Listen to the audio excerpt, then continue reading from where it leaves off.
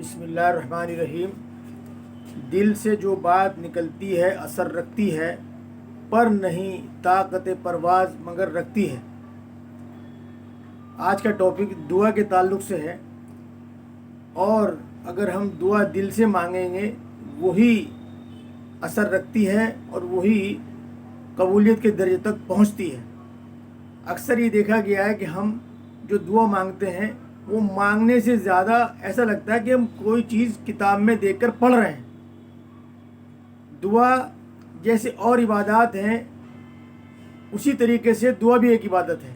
अगर हम दुआ को इबादत के तरीके से अंजाम देंगे तो यकीन है कि वो अल्लाह तबारक ताला की बारगाह में काबिल कबूल होगी, और हमें उम्मीद होगी कि अल्लाह ताला उसे कबूल कर रहा है।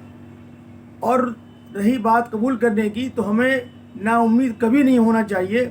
हमको हर वक्त ये उम्मीद रखनी चाहिए कि हम जो दुआ मांग रहे हैं बशर्ते कि वो जायज़ हो, अल्लाह ताला उसे कबूल करने वाला है। कभी ऐसा होता है कि वो जो हम मांग रहे होते हैं फ़ौरन मिल जाता है और कभी नहीं भी मिलता, तो हमें हर हालत में उम्मीद रखनी है।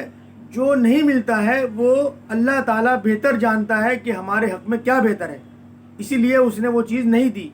और दुआ कभी रद्द नहीं होती, दुआ आखिरत में ज़ख़ीरा बन जाती है। आप देखिए कुरान करीम में जहाँ भी ज़िक्र आया है दुआ के ताल्लुक़ से, वो मांगने का ज़िक्र आया है, पढ़ने का ज़िक्र कहीं नहीं है। आप आदम अलैहिस्सलाम से लेके मोहम्मद रसूलुल्लाह जितने नबियों का ज़िक्र आया है उन सब ने दुआ मांगी है, पढ़ी नहीं। चाहे वो इब्राहिम अलैहिस्सलाम हो, मूसा अलैहिस्सलाम हो, यूनुस अलैहिस्सलाम हो, जितने भी नबियों का ज़िक्र आया है वो मांगने का ज़िक्र आया है, ना कि पढ़ने का।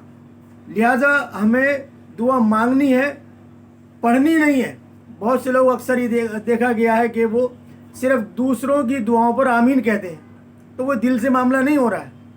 इसीलिए जो शेर पढ़ा गया है उसको अगर हम समझेंगे तो वो उसी ताल्लुक़ से है कि अगर हम दिल से कोई चीज़ मांगते हैं तो यकीनन अल्लाह तबारक ताला के तक पहुंचती है और वो कबूल होने का दर्जा रखती है। आपसे दरख्वास्त है कि आप इस वीडियो को ज़्यादा से ज़्यादा शेयर करें ताकि दीन की बात दूसरों तक पहुँचे। साथ ही ये भी दरख्वास्त है कि आप इसको सब्सक्राइब करें, लाइक करें और बेल आइकन भी ज़रूर दबाएं। बहुत बहुत शुक्रिया।